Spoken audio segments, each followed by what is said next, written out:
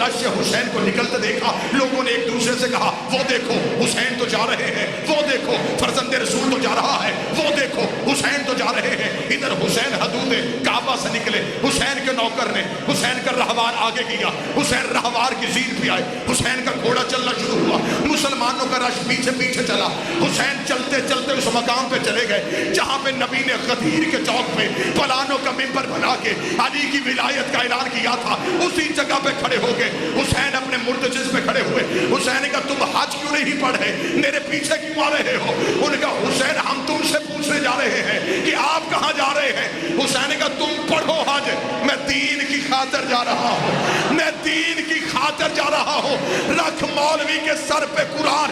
حسین نے حج سے نکل کے دنیا کو بتا دیا کہ جس عبادت سے حسین نکل جائے پیچھے سوائے یزیدیت کے رہتا ہی کچھ